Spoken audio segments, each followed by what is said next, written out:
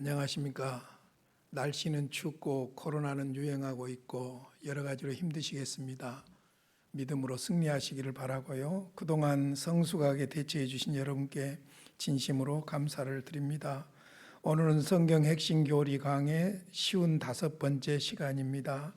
먼저 하나님 말씀 한 국 보겠습니다. 고린도전서 12장 4절로 11절입니다. 고린도전서 12장 4절로 11절입니다. 은사는 여러 가지나 성령은 같고 직분은 여러 가지나 주는 같으며 또 사역은 여러 가지나 모든 것을 모든 사람 가운데서 이루시는 하나님은 같으니 각 사람에게 성령을 나타내심은 유익하게 하려 하심이라. 어떤 사람에게는 성령으로 말미암아 지혜의 말씀을, 어떤 사람에게는 같은 성령을 따라 지식의 말씀을, 다른 사람에게는 같은 성령으로 믿음을, 어떤 사람에게는 한 성령으로 병 고치는 은사를, 어떤 사람에게는 능력 행함을, 어떤 사람에게는 애언함을, 어떤 사람에게는 영들 분별함을, 다른 사람에게는 각종 방언 말함을, 어떤 사람에게는 방언들 통역함을 주시나니 이 모든 일은 같은 한 성령이 행하사 그의 뜻대로 각 사람에게 나누어 주시는 것이니라. 아멘. 우리는 지금 구원론을 공부하고 있습니다. 구원의 과정, 구원의 순서에 대해서 말씀을 드렸고 구원의 과정에 대한 오해에 대해서도 말씀을 드렸습니다. 단계론이 아니라는 것이지요. 그리고 구원 과정에서 성령의 역할에 대해서 지난 시간에 말씀을 드렸습니다. 사실은 구원론은 성령론이라고 할 만큼 성령께서 적용해 주셔야만 구원이 가능하기 때문에 성령의 역할이 아주 중요합니다. 성령의 역할을 말씀드린 김에 성령의 은사들에 대해서, 성령의 열매에 대해서, 성령 충만에 대해서, 성령 세례에 대해서 정리하고 넘어가는 것이 좋을 것 같아요. 원래 우리 조직신학에서는 성령론을 따로 떼어놓고 있지 않기 때문에 이 부분에서 좀 여러분들에게 말씀을 드리겠는데, 오늘은 성령의 은사들에 대해서 말씀을 드리도록 하겠습니다. 먼저 성령의 은사가 무엇인지에 대해서 아는 것도 필요하겠지요. 먼저 서론적으로 좀 말씀을 드리겠습니다. 구원의 과정에서 성령의 역할을 연구하는 또 다른 방법은 성령의 은사들과 성령의 열매에 대한 성경의 가르침을 살피는 것이 중요합니다. 성령의 은사와 성령의 열매는 결코 분리해서는 안 되지요. 성령의 열매에 대해서는 다음 주에 말씀을 드리겠습니다. 성령의 은사는 성령의 열매 속에서 사용되어야 합니다. 열매를 나타내지 않고 은사를 사용할 때마다 소리나는 굴이나 울리는 꽹과리가 되게 되고, 또 제가 제 표현으로 말씀드린다면 어린아이에게 날카로운 칼이 주어진 것처럼 위험할 수도 있다 하는 것이 성령의 열매를 통해서 성령의 은사가 사용돼야 될 이유인 것입니다. 자, 그렇다면 성령의 은사란 무엇일까? 은사, 카리스마 많이 들어보셨을 것입니다. 은사란 하나님의 백성, 거듭난 그리스도인들의 공동의 유익을 위해서 신자의 자연적 능력 안에서 혹은 그 능력을 통해서뿐만 아니라 그 능력을 초월하여 역사하는 성령의 값없이 나타나심, 여기서 중요한 말이 나타나심입니다. 성령의 나타나심이죠. 제가 설교하러 올라갈 때마다 마음으로 암송하고 있는 말씀이 있어요. 한 20년이 넘었는데요. 고린도전서 2장 4절과 5절인데 내 말과 내 전도함이 설득력 있는 지혜의 말로 하지 아니하고 다만 성령의 나타나심과 능력으로 하여. 여기서 성령의 나타나심이라는 말이 중요하죠. 성령의 나타나심. 원문에 보면 아포데이크시스, 그런데 영어로는 데모크레이션이에요. 그러니까 출현, 나타남, 그런 의미죠. 성령의 나타남. 은사가 바로 성령의 나타남과 관련이 있다는 것이죠. 자, 다시 한번 말씀드리는데 아몰드 비틀링거의 정의입니다. 은사, 카리스마란 하나님의 백성의 공동의 유익을 위해, 이 말이 아주 중요하죠. 몸 전체, 공동체, 기독교, 다른 사람의 유익을 위해서 신자의 자연적 능력 안에서 혹은 그 능력을 통해서뿐만 아니라 그 능력을 초월하여 역사하는 성령의 값없는 나타나십니다. 그러니까 재능과 은사와 무관하지 않아요. 성령께서 재능을 통해서 역사하시기도 하고 그 재능을 초월한 값없이 나타난 성령의 역사라는 것이지요. 성령의 은사를 신약 성경에서 카리스마라고 하고 약 20가지 은사가 카리스마로 언급됩니다. 로마서 12장이나 에베소서 4장이나 고린도전서 12장에서 14장까지 주로 다루고 있는데요. 제가 전에 성령의 은사에 대해서 여러 권의 책을 보면서 연구를 해보니까 성령의 은사를 어떤 관점으로 보느냐에 따라서 20가지로 말하기도 하고 18가지로 말하기도 하고 28가지로 말하기도 하고 심지어는 31가지로 말하기도 합니다. 그것은 관점에 따라서 좀 있습니다만 어찌됐든 로마서 12장과 에베소서 4장과 고린도전서 12장에서 14장에 나타나 있는 은사지요. 카리스마는 단지 성령의 기적적이거나 시선을 집중시키는 예를 들어서 방언과 같은 은사들만 아닙니다. 로마서 12장 8절에 보면 가르침의 은사, 격려의 은사, 구제의 은사가 나오지요. 고린도전서 12장 28절에 보면 남을 돕는 일이나 다스리는 일도 카리스마에 포함되고 있습니다. 그렇기 때문에 우리가 신오순절주의, 순복음이라고 그러죠. 신오순절주의를 은사주의 운동이라고 하는데 사실은 이 말에 어폐가 있다는 것입니다. 제 말이 아니라 앤서니 후쿠마의 말입니다. 이 말에 어폐가 있는 것은 왜 그러냐면은 은사라고 하는 것, 카리스마는 방언이나 신유와 같이 눈에 띄는 은사들보다 훨씬 더 많은 은사들이 있는데 먼저는 모든 그리스도인은 다 하나님 나라를 섬길 수 있고 하나님 나라를 섬길 수 있도록 은사를 주었다는 것이죠. 모든 그리스도인에게 준 거예요. 그래서 방금 전에 본문으로 읽어드렸던 고린도전서 12장 11절에 보면 이 모든 일은 같은 한 성령이 행하사 그의 뜻대로 각 사람에게 나누어 주시는 것이니라 그랬어요. 이 모든 일은 은사를 말하죠. 이 모든 일은 같은 한 성령, 한 성령이에요. 같은 한 성령으로 성령이 행하사 그의 뜻대로, 성령의 주권이에요. 우리 마음대로가 아니에요. 은사자들의 마음대로가 아니에요. 각 사람에게, 모든 그리스도인들에게 나누어 주신 것이다. 그래서 나타나는 것이 바로 은사이기 때문이지요. 그래서 은사에 대해서 성령의 주권적인 역사지 은사자들이 이렇게 하고 저렇게 하는 것은 아니다. 그래서 옛날에 보면은 은사주의자들이 마치 성령을 내가 오게 하고 막 가게 하고 불받아라 이런 식으로 설명을 하려고 하는데 아주 잘못된 표현들이라고 볼 수 있죠. 성령께서 주권적으로, 이게 중요해요. 주권적으로 각 사람에게 나눠주신 것입니다. 그러니까 우리가 성령을 받는 것은 능동적인 것이 아니라 피동적이에요. 성령께서 주시는 것이지요. 자, 그렇다면 은사를 한번 구분해 보도록 하겠습니다. 성령의 은사를 구분하는 방식이 초자연적 은사와 일반적인 은사로 나눕니다. 일반적인 은사들 가운데는 가르치는 은사, 다스리는 은사, 구제하는 은사, 자비를 베푸는 은사 이런 것들을 말하지요. 초자연적인 은사들 가운데는 병 고치는 은사, 고린도전서 12장 9절, 능력 행함 10절, 각종 방언을 말함, 고린도전서 12장 10절 이런 것들이 있지요. 자, 그러니까 은사에는 이렇게 신유의 은사라든지 이런 특별한 초자연적인 은사들이 있고 그냥 교회 신앙생활과 또 교회를 섬기는 일과 사람을 섬기는 일과 관련된 일반적인 은사가 있다. 근데 이제 중요한 것은 은사의 기능을 바로 아는 것입니다. 성령의 은사들은 신자들이 교회 안에서 특정한 유형의 봉사를 하거나 하나님 나라에서 어떤 구체적인 형태의 사역에 참여할 수 있게 한다. 그러니까 성령의 은사의 기능은 무엇이냐면 교회와 하나님 나라와 섬김을 위해서 주어졌다. 교회와 하나님 나라와 섬김을 위해서 주어졌다. 거기에 교회는 지체인 각 지체들인 몸과 연결이 되어 있는 것이죠. 자, 그러므로 은사의 목적은, 은사들의 목적은 신자들의 덕을 세우고, 첫째 아주 중요한 것이 덕이어요. 그래서 로마서 12장 3절에 보면 은사를 통해서 섬기는데 제일 중요한 것이 각자의 분수를 알고 분수에 맞게 생각하고 사역해야 된다는 거예요.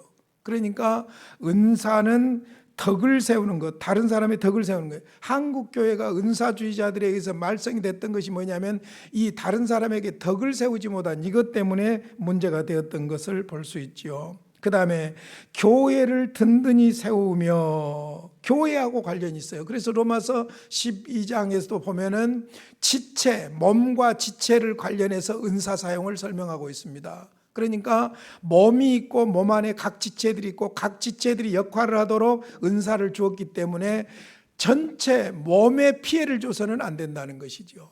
몸에 피해를 줘서는 안 돼요. 눈이 눈 닿으면 되고 코가 코 닿으면 되는 것이지 눈이 몸 전체를 대표하는 것도 아니지요. 각자의 역할만 하는 것이지요. 그러니까 한국교회가 70년대 80년대 은사주의자들에 의해서 문제가 되었던 것이 뭐냐면은 덕을 세우지 못하고 지체 원리가 없었기 때문에, 그리스도의 몸으로서의 지체 원리가 없었기 때문에 자기 은사가 제일이라 하고 은사로 인해서 교만해져 가지고 교회가 분리되는 너무나도 안타까운 일들이 있었어요.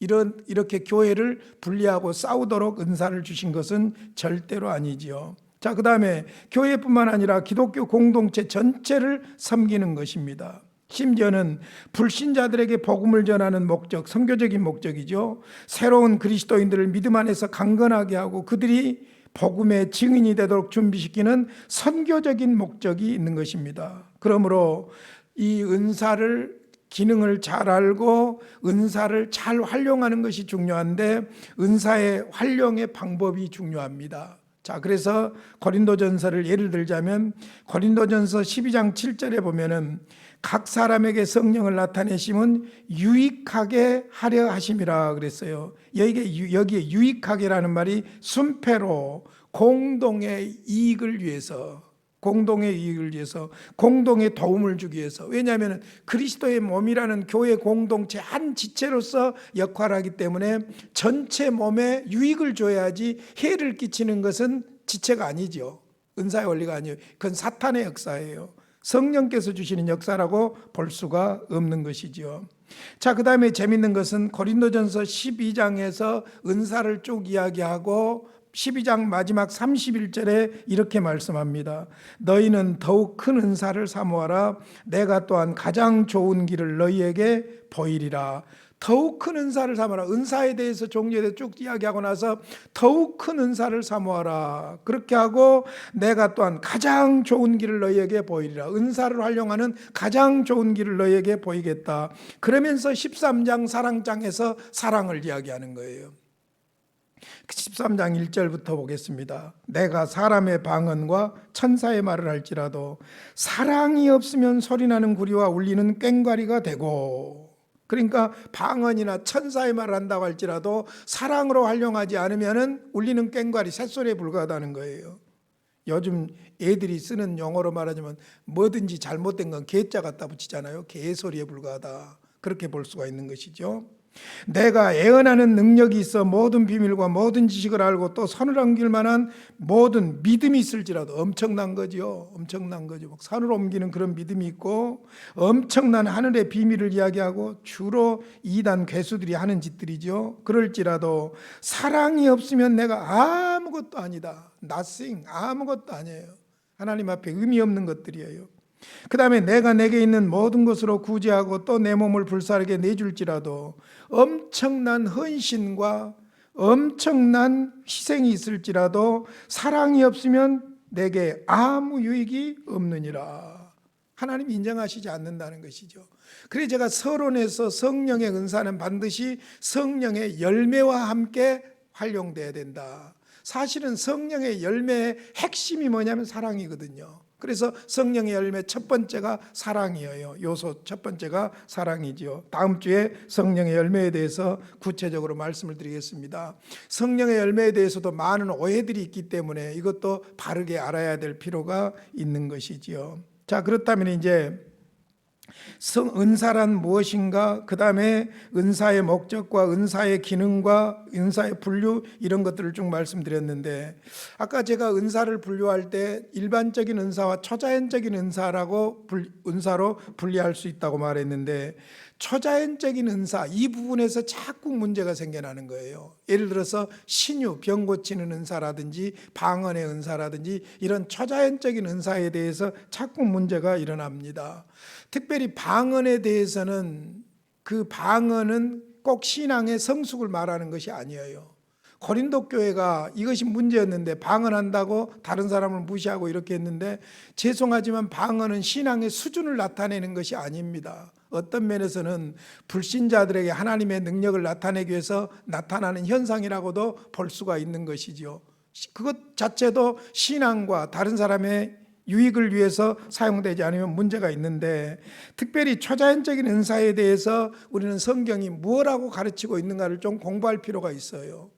제가 말하면 권위가 없으니까 앤서니 후쿠마의 개혁교회 종말론에서 제가 따왔습니다. 몇 가지로 설명을 해보겠습니다. 첫 번째로, 신약의 서신들은, 성령의 초자연적인 은사들은 사도들이 교회의 기초를 놓을 때 그들의 사역과 구체적으로 연관시키고 있는 것을 볼 수 있습니다.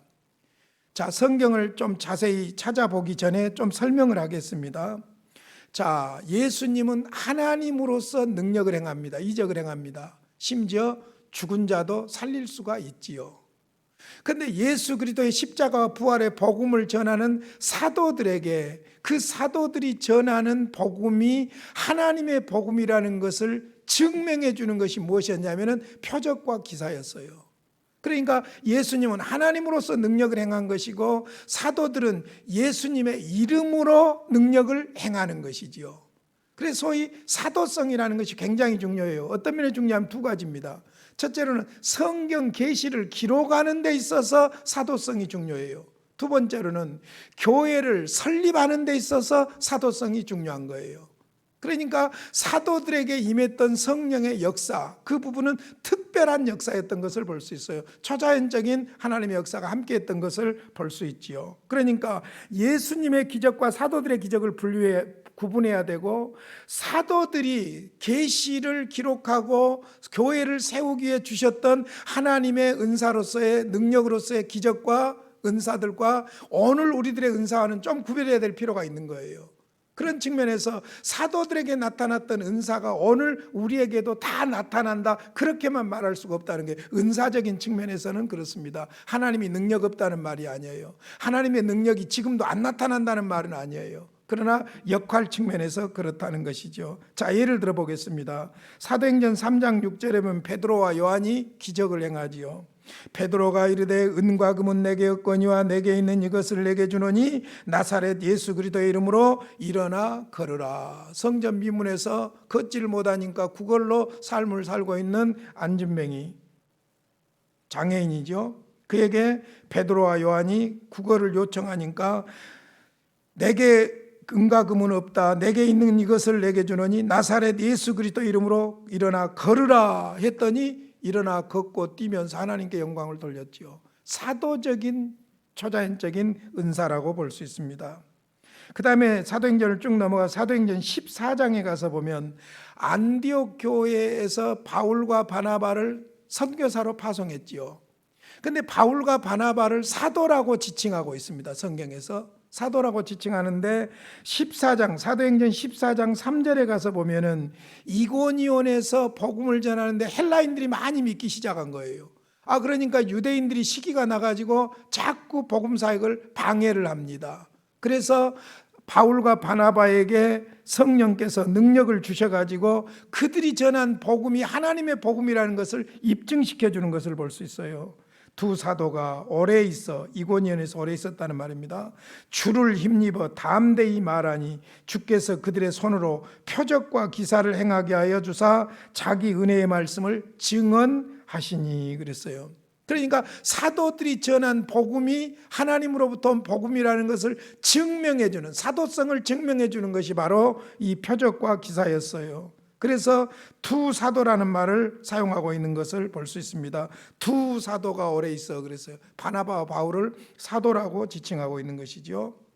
고린도후서 12장 12절에 보면은 바울이 자기의 사도된 표에 대해서 표적과 기사를 이야기합니다. 사도의 표가 된 것은 내가 너희 가운데서 모든 참음과 표적과 기사와 능력을 행한 것이라. 하나님께서 바울이 전한 복음이 하나님의 복음이라는 것을 입증하는 사도로서 증명해 주었던 것이 무엇이냐? 표적과 기사였다는 것이죠. 로마서 15장에서도 바울이 자기의 사도성을 증명합니다. 18절로 19절입니다. 그리스도께서 이방인들을 순종하게 하기 위하여 나를 통하여 역사하신 것 외에는 내가 감히 말하지 아니하노라. 이방인들을 그리스도에게로 돌아오도록 하기 위해서 하나님께서 바울 사도를 통해서 표적과 기사를 주셨다는 것입니다. 그 일은 말과 행위로 뿐만 아니라 19절 표적과 기사의 능력으로 성령의 능력으로 이루어졌으며 그리하여 내가 예루살렘으로부터 두루 행하여 일루리곤까지 그리스도의 복음을 편만하게 전하였노라. 바울이 사도됨을 증명해 주었던 것이 표적과 기사라는 것이죠. 자, 히브리서 2장 3절로 4절에 보면은 초자연적인 은사들의 목적을 잘 말해주고 있습니다. 히브리서 2장 3절로 4절입니다. 우리가 이같이 큰 구원을 등한히 여기면 어찌 그 보응을 피하리요. 이 구원은 처음에 주로 말씀하신 바요. 자, 처음에 예수님이 말씀해 주셨고 들은 자들이 우리에게 확증한 바니, 들은 자들은 누굽니까? 사도들을 말하죠. 사도들이 확증한 바니 하나님도 표적들과 기사들과 여러 가지 능력과 및 자기의 뜻을 따라 성령이 나누어 주신 것으로서 그들과 함께 증언하셨느니라. 사도들이 전해준 복음이 하나님의 복음이라는 것을 증언해 주는 것이 사도들을 통해서 나타나는 표적과 기사였다는 거예요. 하나님의 역사하심은 다양하지요. 저는 이제 개척교회에서도 목회를 해보고 시골에서도 목회를 해보고 그래서 그런 경험들이 좀 있습니다만은 은사와 무관하게 필요할 때는 전능하신 하나님께서 능력을 나타내시는 것을 볼 수 있어요. 특별히 복음을 받아들이지 않는 곳에서 그런 역사들이 많이 나타나는 것을 볼 수 있어요. 그래서 선교지에 가서 선교사들이 선교하면서 하나님의 능력을 경험하게 되는 것을 볼 수 있죠. 그렇다고 그 사람이 신유의 은사를 받았다 꼭 그렇게만 규정할 수가 없다는 거예요. 그래서 사도들과 관련해서 교회를 설립하고 계시를 기록하는 사도들과 관련해서 초자연적인 은사들이 나타냈던 것을 볼 수 있고, 두 번째, 신약 성경에는 교회가 성령의 초자연적인 은사들을 계속해서 나타내야 한다는 가르침은 없다는 거예요. 초자연적인 은사가 계속해서 나타나야 된다는 가르침은 없어요. 구체적으로 보겠습니다. 고린도전서 12장에서 14장을 제외하고는 신유의 은사를 언급하지 않고 있습니다. 한 가지 예외가 야고보서 5장 14절 15절인데 이건 조금 이따 설명을 해드리면 해명이 좀 됩니다. 두 번째, 로마서 12장 6절로 8절에도 은사의 목록이 쭉 나오는데 방언과 병 고치는 은사 목록이 언급되지를 않습니다. 그 다음에 베드로전서 4장 10절로 11절에 나오는 간단한 은사 목록은 말의 은사, 랄레이와 봉사의 은사, 디아코네이가 나오는데 그 두 가지만 나오고 초자연적인 은사는 언급되지 않고 있는 것을 볼 수 있습니다. 그 다음에 목회서신에서 바울은 교회의 직분자들에 대한 자격 조건을 열거하고 있죠. 유명한 디모데전서 3장 1절로 13절, 디도서 1장 5절로 9절. 그러나 그 교회의 직분자들의 자격 조건으로, 예를 들어서 장로나 안수집사의 자격 조건으로서 방언이나 병 고치는 은사를 언급하지 않고 있어요. 그러니까 은사를 따라서 직책을 주시고 그 직책을 통해서 그리스도의 몸을 세워가는데 너무너무 중요한 자격 아닙니까? 그런데 거기에 자격 조건으로 방언이나 신유와 같은 것을 언급하지 않는다는 것입니다. 반면에 아주 두드러지게 언급되고 있는 것이 뭐냐면 카리스마타, 은사. 카리스마타, 은사는 가르침과 다스림의 은사가 아주 강조되고 있는 것을 볼 수 있어요. 가르침과 다스림. 디모데전서 3장 2절, 4절, 12절, 디도서 1장 6절, 9절, 디모데전서 5장 17절, 디모데후서 2장 24절. 그러니까 아주 중요한 카리스마타로서 가르침과 다스림. 그래 지금도 교회에서 직분에 아주 중요한 역할을 위해서 중요한 은사가 뭐냐면 가르침과 다스림이에요. 이건 사실 교회의 리더인 장로의 은사입니다. 장로는 두 종류가 있죠. 가르치는 장로와 행정하는 장로가 있죠. 그래서 가르침과 다스림, 행정 이 두 가지 은사가 오늘날도 아주 중요하게 다루어지고 있죠. 그러므로 교회의 지속적인 번영과 성장을 위해서 필요한 은사로 강조되고 있는 것이 무엇이냐? 가르치는 능력이나 다스리는 능력이에요.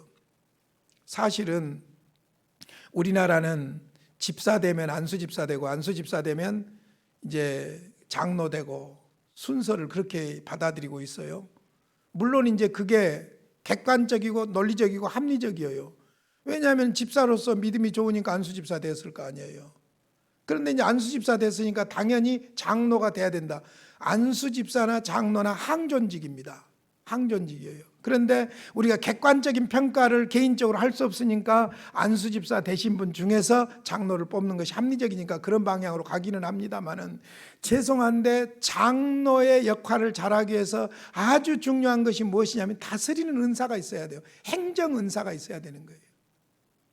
그러니까 교회가 장로 역할이 아주 중요한데 다스리는 은사가 없는 사람들이 이리 몰리고 저리 몰리고 자기 고집 세우고 막 이러기 때문에 교회가 문제가 생기는 것을 볼 수 있고, 그 다음에 장로 중에 가르치는 장로, 목사를 말하죠. 목사에게 있어서 가장 중요한 것이 뭐냐? 가르치는 거예요. 가르치는 은사가 있어야 돼요. 무엇보다도 하나님의 말씀을 말씀대로 그대로 가르칠 수 있는 그 능력이 필요한 거예요. 그러니까 이 두 가지가 교회의 번영과 성장을 위해서 아주 중요한 은사로서 지금도 지속되고 있다는 말씀이죠. 그러니까 사도와 표적과 관련이 있다. 교회를 세우고 계시를 기록하는 사도와 관련해서 초자연적인 은사가 허용되었던 것을 볼 수 있고, 그러나 신약 성경에는 교회가 성령의 초자연적인 은사들을 계속해서 나타내야 한다는 가르침은 없다는 것이고, 그런데 이제 중요한 것은 야고보서 5장 14절로 15절에 보면은 치유에 대한 명령이 있거든요. 이 부분을 또 자칫 오해하면 문제가 있기 때문에 이 부분에 대해서 좀 설명을 해드리도록 하겠습니다. 먼저 야고보서 5장 14절로 16절을 읽어보겠습니다. 너희 중에 병든 자가 있느냐? 그는 교회의 장로들을 청할 것이요 그들은 주의 이름으로 기름을 바르며 그를 위하여 기도할지니라. 믿음의 기도는 병든 자를 구원하리니 주께서 그를 일으키시리라. 혹시 죄를 범하였을지라도 사하심을 받으리라. 그러므로 너희 죄를 서로 고백하며 병이 낫기를 위하여 서로 기도하라. 의인의 간구는 역사하는 힘이 큼이니라. 자, 한 번 읽었지만은 본문은 무엇에 관한 내용입니까? 은사에 관한 내용입니까? 기도에 관한 내용입니까? 기도에 관한 내용이에요. 병든 자가 있느냐? 기도하라, 그거예요. 은사 이야기가 아니에요. 자, 여기에서 우리가 한번 자세히 살펴봅시다. 본문을 보면은 기름을 바르는 행위의 효력이 아니라 기도의 능력을 말씀하고 있어요. 기름을 바르는 행위의 효력이 아니라 기도의 능력을 말씀하고 있는데, 자꾸 기름 바른다는 데다가 어떤 의미를 막 부여하다 보면은 은사 문제로 연결되고, 그래서 초자연적인 은사로 연결되고 이런 문제들이 생겨나는데, 정확하게 본문을 보면은 기름을 바른 뒤 기도하라고 했는데 신약에 기름을 붓다는 두 단어가 있어요. 알레이포라는 단어하고 크리오라는 단어예요.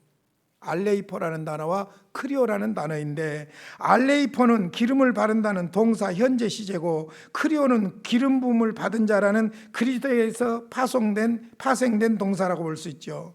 그러니까 크리오는 더 신성한 종교적인 단어고, 그래서 그리스도가 성령으로 기름 부음을 받는 일이라든지 이럴 때에 크리오라고 그래요. 또 그리스도인들이 하나님께 기름 부음을 받을 때 크리오라고 그래요. 그러나 알레이포는 예를 들어서 향품을 바른다든지 올리브유를 바른다든지 평범한 세속적인 동사로서 현재 시제예요. 그러므로 야고보서의 기름을 바르는 행위는 알레이포지 크리오가 아니란 말입니다. 그냥 일상적인 그때 당시에 사람들이 문화적으로 상처에 치유를 기름을 바르는 것을 말하는 거예요. 무슨 성령의 기름을 바르고 그런 의미보다는 그냥 기름을 소위 인간적인 치료의 방법을 동원하는 것을 말하는 것이지요.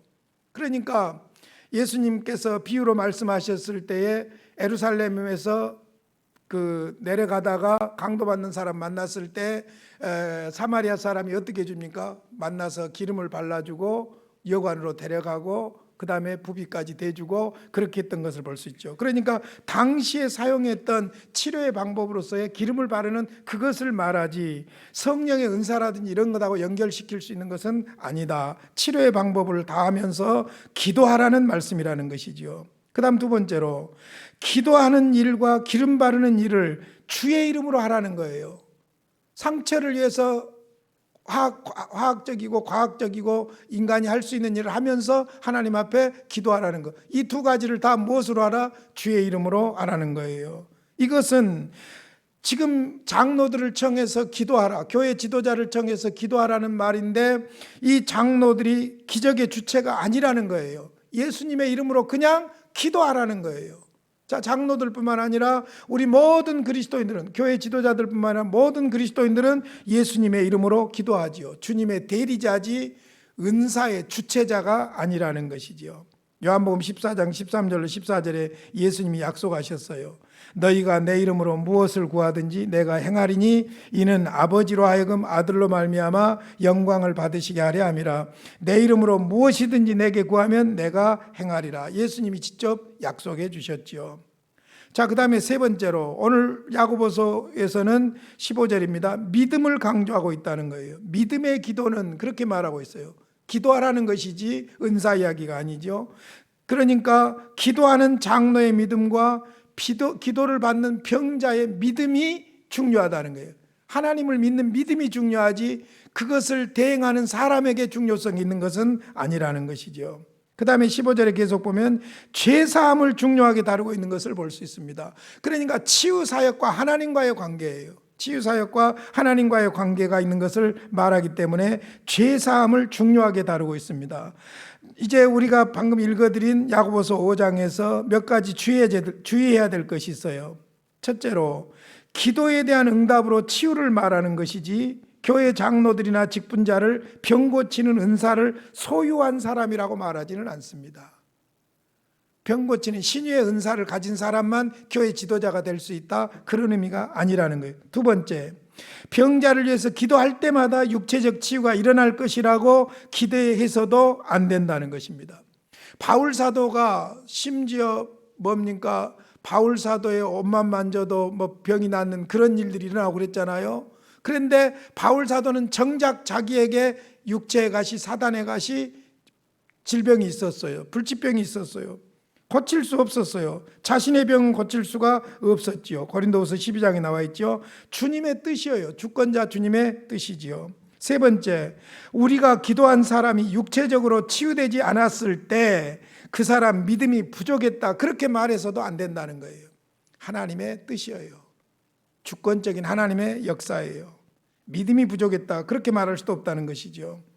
네 번째로 가장 중요한 주의사항은 무엇이냐면은 육체적인 치유가 교회 예배나 사역의 1차적인 우선순위가 되어서는 안 된다는 거예요. 하나님의 능력을 불신하는 것이 아니라 하나님의 주권을 인정하고 믿고 영광을 하나님께 돌리는 것이 교회의 목적이어야지 사람 병 고치는 것이 교회의 목적이 돼서는 안 돼요. 자, 예를 들어 보겠습니다. 예수님께서 메시아로서 사역을 하셨는데 병 고쳤죠. 귀신 쫓아냈죠. 무리로 걸으셨죠. 죽은 자를 살리셨죠. 자, 기독교가 병 고치는 종교다, 그렇게 이야기할 수가 없는 거예요. 왜? 예수님이 그런 기적들을 행하신 이유가 무엇이냐면은 구약에 오시기로 약속한 메시아가 오면 그런 일을 할 것이다라고 예언했고 그 예언대로 행동 계시로 보여주는 거예요. 그러니까 기독교는 예수교지. 필요하면 그리스도 예수 안에서 병 고치는 역사가 일어날 수 있는 거예요. 그러지 그것이 전부가 아니라는 거예요. 예수가 전부예요. 그걸 우리가 분명하게 구분을 해야 될 필요가 있는 것이죠. 자, 이제 좀 정리를 해보겠는데요. 하나님은 치유하시는 능력의 하나님입니다. 지금도 하나님께서 하시고자 하시면 하실 수 있음을 믿습니다. 그러나 초대교회 기초를 놓는 사도의 표적으로서의 초자연적인 은사는 오늘날 교회에도 존재한다는 점을 결정적으로 입증할 수가 없고, 은사의 관점에서는 그렇다는 것입니다. 그러나 하나님은 능력의 하나님입니다. 그러므로 치유사역에 대한 성경적인 관점을 분명하게 붙잡아야 될 줄로 믿습니다. 우리는 하나님의 능력을 믿습니다. 그러나 신유 은사 제일주의는 아니라는 것이지요. 그래서 정확하게 우리는 성경적으로 은사와 하나님의 능력을 구분할 필요가 있는 줄로 믿습니다. 제가 아까 서두에서 좀 말씀드렸던 고린도전서 2장 4절과 5절은요, 설교할 때마다, 설교하러 올라갈 때마다 마음으로 암송하고 있는 구절입니다. 잘 한번 살펴보세요. 내 말과 내 전도함이, 여기에 내 말이라는 말은 로고스, 메시지를 말해요. 목사가 전할 것은 하나님의 메시지지요. 로고스지요.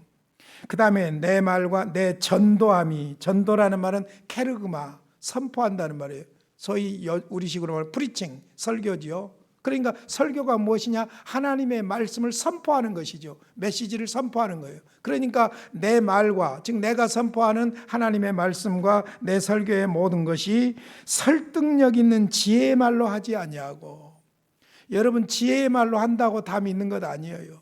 아니하고, 왜냐하면 다 아니하고 다만 성령의 나타나심과 능력으로 하여, 여기에 성령의 나타나심, 우리 번역이 정확한 것 같아요. 아포데이크시스, 나타난다, 출현한다, 데모크라시, 나타난다, 그런 말이죠. 그러니까 성령이 나타남, 은사지요. 성령이 나타나심과 능력으로, 능력은 두나미스, 미라클, 기적을 말해요. 여러분 사실 사람이 하나님의 말씀을 듣고 믿는다는 것, 듣고 변화된다는 것, 기적이에요. 기적, 두나미스예요. 그러니까 성령의 나타나심과 능력으로 한다. 왜냐? 너희 믿음이, 듣는 너희들의 믿음이 인간적인 지혜나 이런 데 있지 않고 사람의 지혜에 있지 아니하고 다만 하나님의 능력에 있게 하려 하였노라. 하나님의 능력이에요. 평생을 목회하면서 한없는 인간의 연약함을 고백하지 않을 수가 없습니다. 말을 잘하면 얼마나 잘하고 지혜가 있으면 얼마나 있겠어요. 별 지혜로운 말, 별말을 다 갖다 붙여도 예수님을 믿을 수 있는 것은 성령의 역사예요. 그리고 변화의 역사는 성령의 역사인 줄로 믿습니다. 그러므로 철저하게 성령의 나타나심과 능력으로 해야 돼요. 왜? 그래야만 듣는 사람들의 믿음이 사람의 지혜에 있는 것이 아니라 하나님의 능력에 있게 하려 함이라. 이 말씀만 잘 붙잡으면 이단들을 따를 필요가 없는 것이잖아요. 에베소서 1장 19절로 20절에서 바울 사도의 간절한 기도 내용 가운데 이런 내용이 나옵니다. 19절에 보니까 그의 힘의 위력으로 역사하심을 따라 믿는 우리에게 베푸신 능력의 지극히 크심이 어떠한 것을 너희로 알게 하시기를 구하노라. 성령의 능력을 알기를 원합니다. 그리고 의지하기를 원합니다. 자, 이제 교회의 치유사역에 대한 결론을 세 가지로 말씀드리고 오늘 말씀을 마치겠습니다. 첫째, 치유는 교회의 정상적인 관심사의 일부여야 한다. 일부라는 말은 전부가 되어서는 안 된다는 거예요.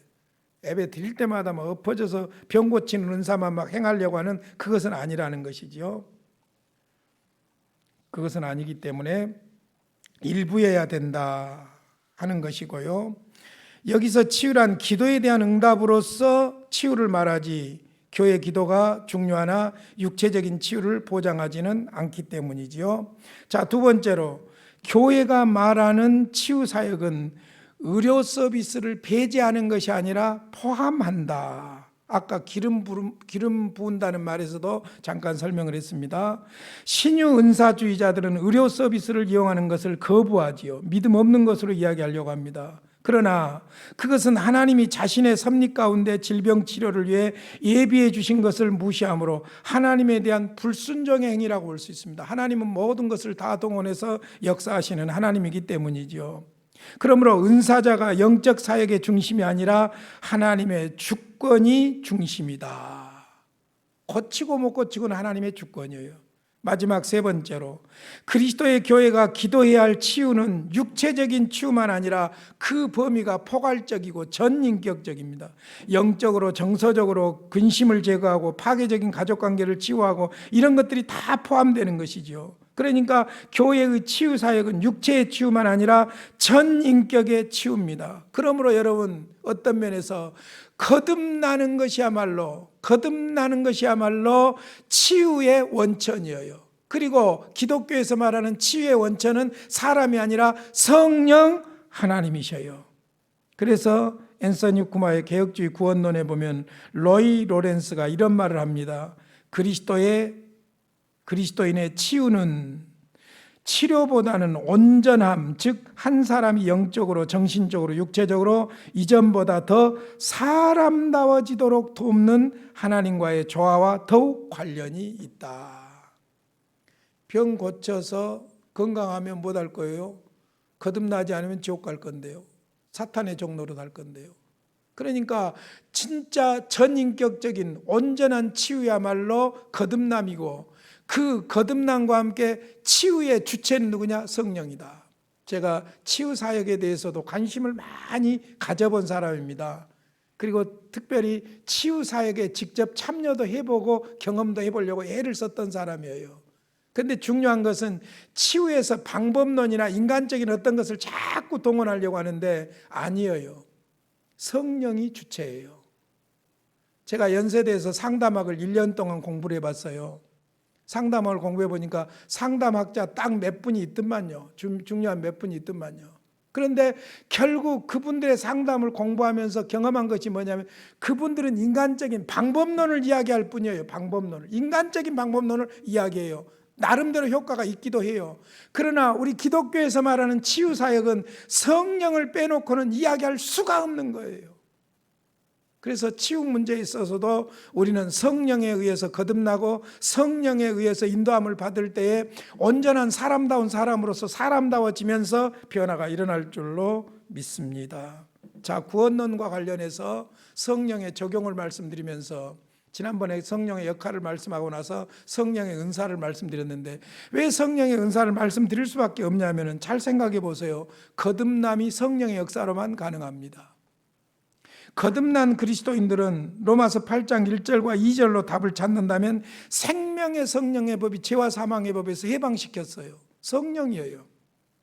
그 다음에 거듭난 사람들은 거듭난 사람답게 생활을 해야 되는데, 로마서 8장 3절 이하에 보면은 육신을 따르지 않고 성령을 따라 사는 사람들이에요.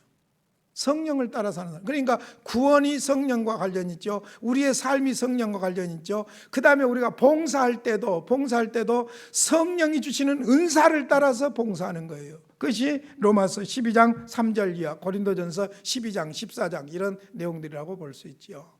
자, 다음 주에는 이제 성령의 열매에 대해서 말씀을 드리랍니다. 왜 성령의 열매에 대해서 말씀드리려고 하냐면은, 서론에서 말씀드린 것처럼 성령의 열매를 따라서 성령의 은사가 사용되어야지, 그렇지 않으면 어린아이에게 칼이 쥐어지는 것처럼 자꾸 문제를 일으키고 교회를 분리시키는 어려움을 만들기 때문에 그렇습니다. 성령의 은사를 바로 이해하시고 아름답게 적용하시고 사용하심으로 풍성한 삶이 되시기를 주님의 이름으로 축원합니다. 고마우신 아버지, 감사합니다. 우리의 욕심이, 우리의 옛사람의 못된 근성이 자꾸 성령의 역사를 곡해시키고 문제를 일으킬 때가 많습니다. 성령님, 성령께서 우리 안에서 역사하여 주시어서 구원을 확신하게 하여 주시옵시고, 성령의 은사를 따라 정직하고 바르게 은사를 따라 섬기며 봉사하게 하여 주시옵소서. 우리 교회가 성령 충만하고 은사 충만하여 아름답게 섬기며 봉사함으로 교회를 세워가는 공동체 되게 하여 주시옵소서. 예수님의 이름으로 기도하옵나이다. 아멘.